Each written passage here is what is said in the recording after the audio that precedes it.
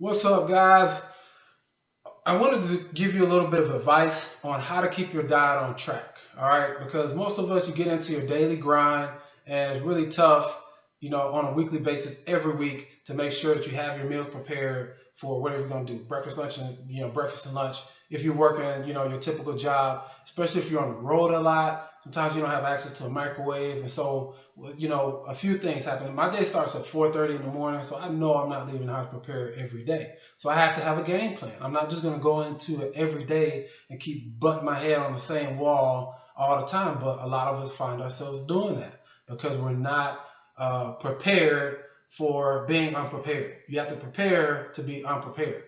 And so, a few things can happen. So one thing is, you go and you try to find, the lesser of the evils, and you're searching around for what can I eat that's close nearby my job or wherever I'm working, and you're trying to find the best thing out of the options that you have, which a lot of times it's just not good.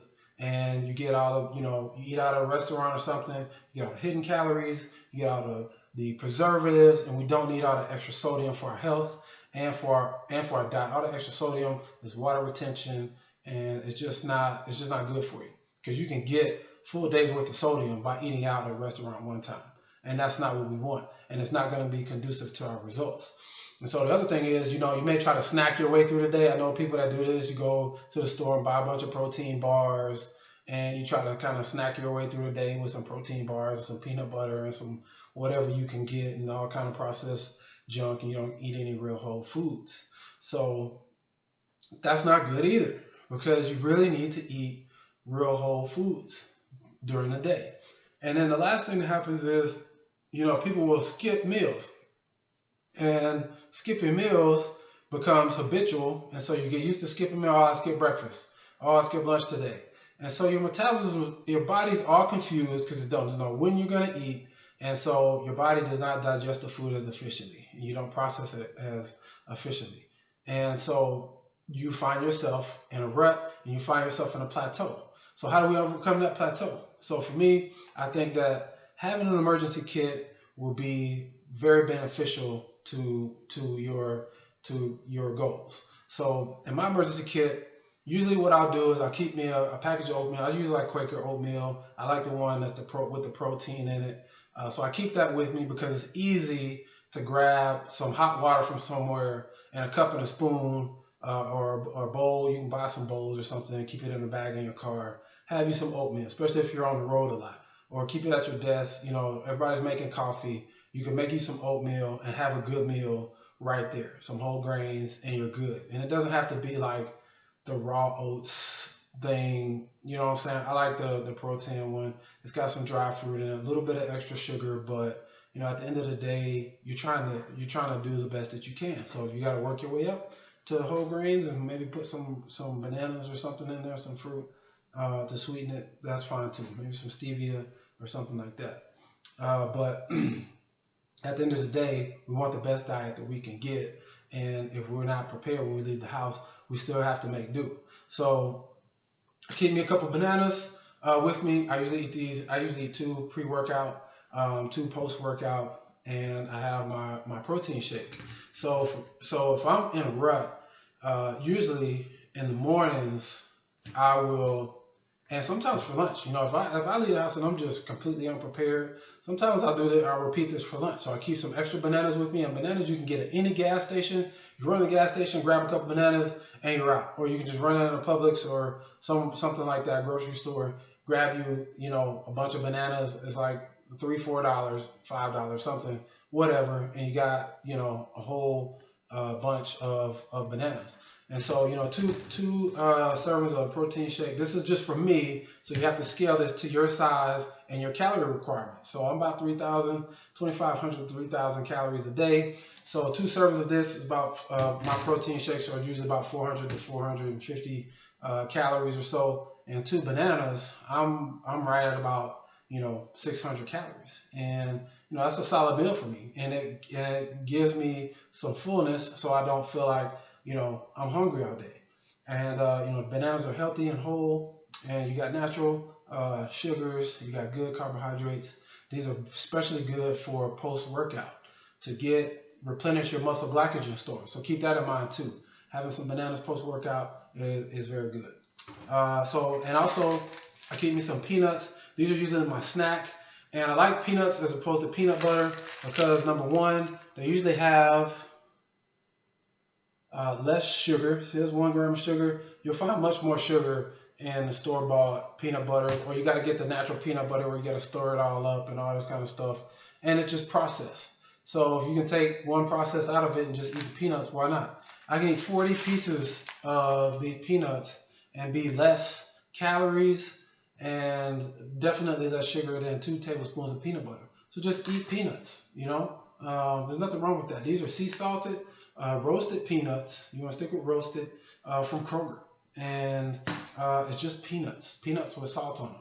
So, you know, I like to stick to it as natural as possible, and that definitely helps. And the next thing I have, well, let me say this. I drink a lot of these sparkling ice drinks, especially when I want some flavor. You know, my drinks, sometimes I add Neo, but I drink a lot of the sparkling ice drinks. So when I use these, I just keep a couple of them, rinse them out, throw them in my bag, my emergency kit bag. And so then I'll just funnel some protein shake in here and put some water in here, and I can have me a meal. It doesn't matter where I'm at. So that makes it easy for me. Just find what works for you. And then for those sweet cravings, let's say even if you are prepared, or you go out and eat something, you eat your normal meals, and you got just crazy sweet cravings. For me, it's like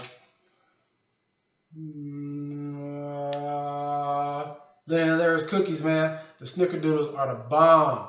These are all natural cookies. They're vegan. They're high in protein. Now there's 2 servings in this cookie. So it's 185 calories per serving. So you're looking at like what, 370 or something like that. Almost 400 calories for one of these cookies. And so you gotta make sure you keep that in mind if you decide to get some. These things are good, man. They're high in protein, 16 grams of protein for one whole cookie. It's 8 grams per serving.